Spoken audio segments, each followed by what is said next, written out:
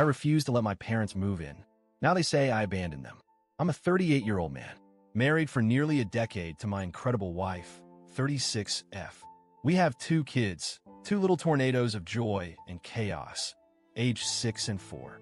Life isn't perfect, but after years of grinding, juggling jobs, babies, diapers, bills, and all the late-night existential crises that come with adulthood, I finally felt like we were hitting our stride. About 5 years ago, we bought a modest but charming 3-bedroom house in a quiet suburb. It's not huge, but it's warm. It's ours. The kind of place where the walls remember laughter, where the smell of pancakes still lingers on Sunday mornings, where our kids' crayon doodles on the wall in the hallway are more cherished than annoying. And now, all of that feels like it might be at risk. It started innocuously. A phone call from my mom. We talk maybe once a week, sometimes twice. This time, though, there was something different in her voice. This mix of nervous energy and expectation. "We've decided to sell the house," she said. "They live 2 hours away in the house I grew up in.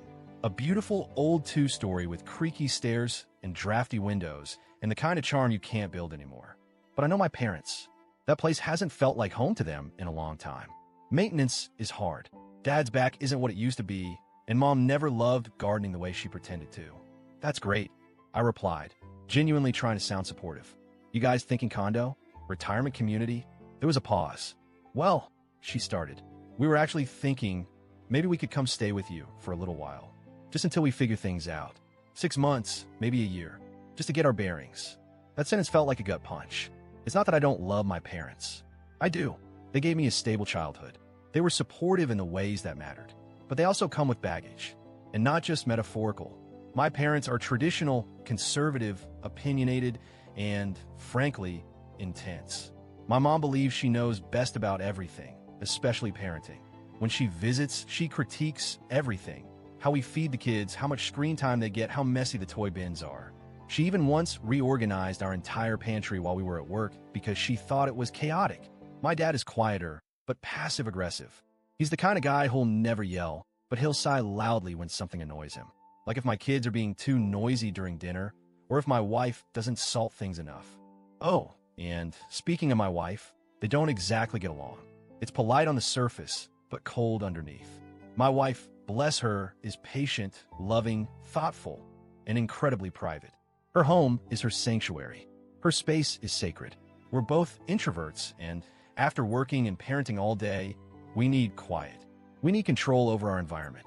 The idea of sharing our space, our sanctuary, with my parents for even a week, let alone a year, it was anxiety-inducing for both of us.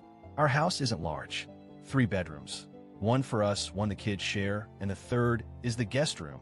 But really, it's my wife's remote work office, our storage closet, and the only room where you can close the door and not hear Paw Patrol. If my parents move in, that room's gone.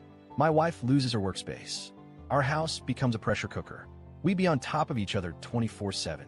There'd be no room to decompress. My wife would feel watched, judged. I'd feel trapped between being a son and a husband, constantly juggling emotional expectations. I didn't say no immediately. I told my mom we needed to think about it. I talked to my wife. She didn't say absolutely not, because she's not that kind of person, but I could see the tension in her eyes, the way she held her coffee tighter. She bit her lip, a nervous tic she's had since college. "I don't think I can do it," she finally said. "Not long term. I love them, but I don't feel safe with them here. Emotionally, I mean." And that hit me. I realized we were about to sacrifice our peace for someone else's convenience. So I called my parents back. I tried to be gentle. I told them we simply don't have the space, that our routines are tight, and that our home needs to stay a safe and private place. I offered to help them find a rental, even to cover part of it financially. That's when the drama started. My mother acted like I'd slapped her. "I can't believe this," she said, her voice breaking. "I raised you. We gave you everything. And now you're turning your back on us when we need you." I tried to explain again, but she wasn't listening. "Your father and I aren't asking for much. Just a roof over our heads while we transition. What kind of son refuses that?" My dad didn't say much. He just let her do the talking, occasionally nodding in silent agreement. But the look in his eyes, that mixture of disappointment and moral superiority, spoke volumes. Later that evening, my aunt texted me. Then my cousin. "Heard your parents are selling. They must be heartbroken you won't take them in. Family comes first, you know." I won't lie. The guilt was real. I spent days second-guessing myself, lying awake, wondering if I was being selfish. But every time I imagined them living with us, I felt the walls closing in. I imagined my kids being scolded for jumping on the couch, my wife tiptoeing around her own home, my mother judging everything from my parenting to our choice of cereal. Would I be a good son if I let that happen? Or would I be sacrificing the family I built for the family I came from? Here's what I realized. My parents are good people, but they've never respected boundaries. Not really. And this wasn't just about living arrangements. This was a test. A final push to see if I'd bend to their expectations one more time. Saying no wasn't just about space. It was about protecting my marriage, my children's emotional health, and my own peace of mind. It's been 3 weeks. My parents still aren't speaking to me. My mom posts vague things on Facebook about entitled children and forgotten elders. A few more family members have chimed in, hinting that I've failed some unspoken generational contract. My wife has been supportive, but I know this has taken a toll. She worries that she's the bad guy in this, even though the decision was mutual. I've started seeing a therapist just to untangle all the emotions, the guilt, the anger, the loss. Because that's what this is, a loss. Not of my parents, but of the image I had of our relationship. The idea that love alone would be enough to bridge differences in boundaries, lifestyles, and expectations. I know what society says, that we're supposed to take care of our elders, that family comes first.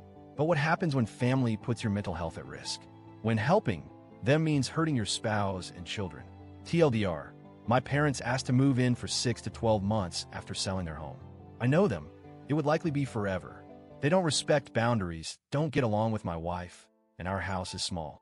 I said no, and now they're furious and telling extended family I'm abandoning them. Ida,